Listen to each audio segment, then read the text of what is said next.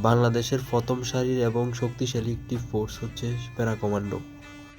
বলা হয়ে থাকে সাধারণ সৈনিকরা যেখানে ব্যর্থ হয় প্যারা কমান্ডোরা সেখান থেকে শুরু করে। আজকের এই ভিডিওতে বলবো কিভাবে একজন সৈনিক থেকে প্যারা কমান্ডো সৈনিক হওয়া যায়, কি কি যোগ্যতা লাগে এবং কি কি সুযোগ সুবিধা রয়েছে, বিস্তারিত রয়েছে মূল ভিডিওতে।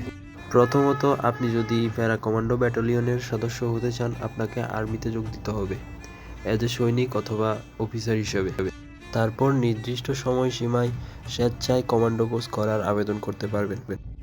যোগ্যতা: প্যারা কমান্ডো সৈনিক হতে হলে আপনাকে অবশ্যই শারীরিকভাবে যোগ্য হতে হবে।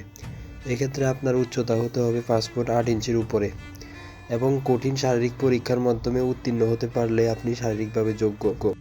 শিক্ষাগত যোগ্যতায় আপনাকে অবশ্যই এইচএসসি পাস হতে হবে এবং এইচএসসিতে জিপিএ 4 পয়েন্ট পেয়ে উত্তীর্ণ হতে হবে।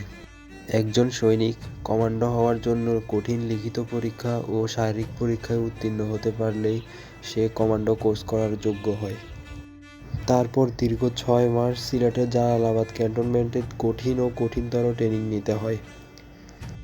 দীর্ঘ 6 মাসের কঠিন ও কঠিনতর ট্রেনিং শেষ করলেই প্যারা কমান্ডো ব্যাচ পাওয়া যায়। তবে এটি বলাটা সহজ হলেও করা অনেক কঠিন। বলা হয়ে থাকে কমান্ডোদের শক্ত হাড়ের চেয়েও শক্ত মানসিকতার প্রয়োজন হয়। সুযোগ সুবিধা: একজন প্যারা কমান্ডো সদস্য সর্বোচ্চ 3 বার মিশনে যেতে পারে এবং প্যারা কমান্ডো ভাতা পেয়ে থাকে। ধন্যবাদ সবাইকে ভিডিওটি দেখার জন্য।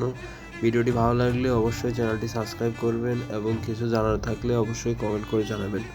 ধন্যবাদ সবাইকে।